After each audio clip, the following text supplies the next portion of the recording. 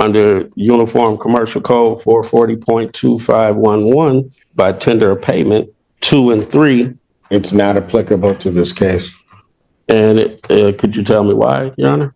Because the UCC doesn't apply to this circumstance. Sir? Yes. I'm asking a very simple question. This sovereign citizen squatter just got absolutely humiliated in Judge Simpson's courtroom. And let's be clear, Judge Simpson doesn't play around. In this case, he delivers a no-nonsense reality check that leaves no room for sovereign fantasy. The squatter tried to pay rent using a fake cashier's check covered in foreign characters, seriously, as if made-up currency somehow overrides basic U.S. law. For the record, only legal tender is valid for debts. That's literally written into the law. Let me know in the comments. Should squatter laws be tougher, or do you think they deserve more rights in cases like this?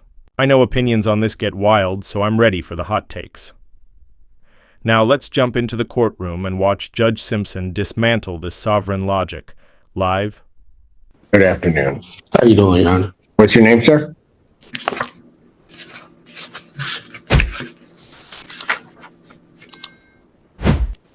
What is the claim in this case? Judge, this is a non-payment of rent action with a money judgment being requested as well. I'm showing that rent is due in the amount of $1,588, court costs of $217 for a total rent retained of $1,805. And sir, Yes. how do you intend upon paying this? So, Your Honor, I actually tendered payment to Group 5 Management on November 3rd. And my form of payment was refused. Was what? My form of payment, she refused payment. What was your form of payment? A cashier's check. I actually have the voided check here. And I'm asking for You had a Yes. cashier's check? Let me see. If this is also the refusal in the email from the landlord. All right.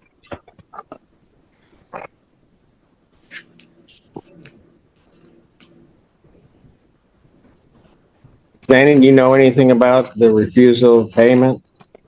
I do not, Judge. Obviously, I'm standing in for Mr. Weiss. I believe my client or the client was supposed to be on.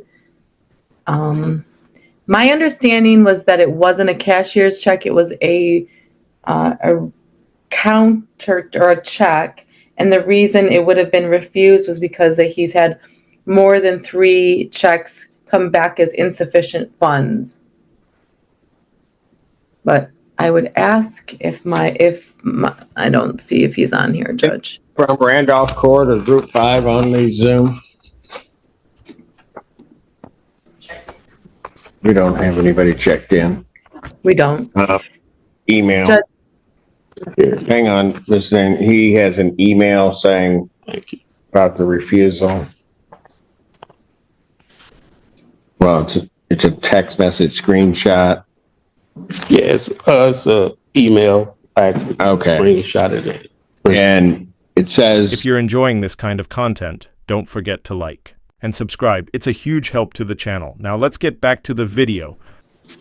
From somebody with the last name of Aslam, ASLAM, indicating that they received a rent check in the sum of $1,238, which the check that he showed me was in the form of an over-the-counter check. However, must be certified funds. And then, second page, as the system will not accept this, maybe. But Yeah, Judge, my notes on the ledger show counter check, which is a check that's not, it's one of the ones they give you from the bank. And so again, that's the decision I was taking anyways, it was refused. So, sir, Yes. is there a reason why you can't get certified funds to the landlord? Well, they actually accepted December's rent from the same check, Your Honor, from my bank. Okay, but if Well, because it costs. And my defense is that under Uniform Commercial Code 440.2511, by tender of payment, 2 and 3, It's not applicable to this case And could you tell me why, Your Honor? because the UCC doesn't apply to this circumstance. I'm sorry? The UCC doesn't apply to this circumstance. It's a commercial transaction, Your Honor. The UCC does not apply. Okay. So where could I find this at that says that this isn't a commercial transaction? That would be your assertion. I'm telling you it doesn't apply to this. Just for my understanding that the Uniform Commercial Code governs all commercial transactions in commerce. And so based off of this law, tender of payment is why my defense is that once the tender of payment was refused, at that time, the charge or the total amount was charged. Even if you were to do that analysis, you can't then have unjust enrichment, which means that you want to move. I'm sorry? You can't have unjust enrichment, so you'd have to move because you can't have the apartment and not pay. No, I mean, I paid the rent. They took the exact form of payment in December. Look, I get it. Not being able to afford rent sucks. We've all hit rough patches. I mean, I've been there. Eating cereal with a fork just to conserve milk levels, that kind of bad, but let's be real. Rolling up to your landlord with a fake cashier's check and acting like you just handed over the holy grail of rent payments? Come on. You really think you're going to Jedi mind trick your way out of eviction?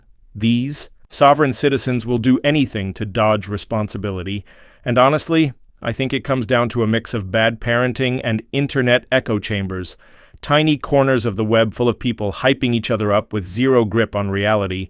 And Michigan, man, what is in the water over there? Every week it's like a new episode of How to Get Arrested with Confidence. These people will argue with a judge using Google screenshots and vibes. One guy even tried to pay with Monopoly money and looked shocked when it didn't work. At this point, Michigan courtrooms should just start charging admission. It's a full-on circus. Sir, are you going to tender a check or no? Or certified funds to them? I will tender payment. Are you going to tender certified funds for the 1805? So, Your Honor, my rent is $1,238, and just the extra $700, $600. I'm not sure where it's coming from, but if they accepted the rent payment and from my bank in December, I'm sure I don't know why they wouldn't accept it now. They refused November and then they accepted December. Sir, Yes. I'm asking a very simple question. Yeah. Are you going to tender certified funds to them in the amount of 1805? I will surrender. I will submit funds. Certified funds to them. I plan to. It costs me to do certified, so I would. As does I would the like to. NSF transactions that they've had in the past. So that is my question to you. Are you going to submit certified funds I'll submit certified funds. in the amount of 1805? I like to debate that amount because I'm not sure where that amount's coming from. My rent is $1,238. In court costs, I'm not sure where the other $600. All right, here's what I'm going to do. Yeah. Defendant to submit $1,238, which at this point is the undisputed amount in certified funds to the landlord no later than December 29th, 2023.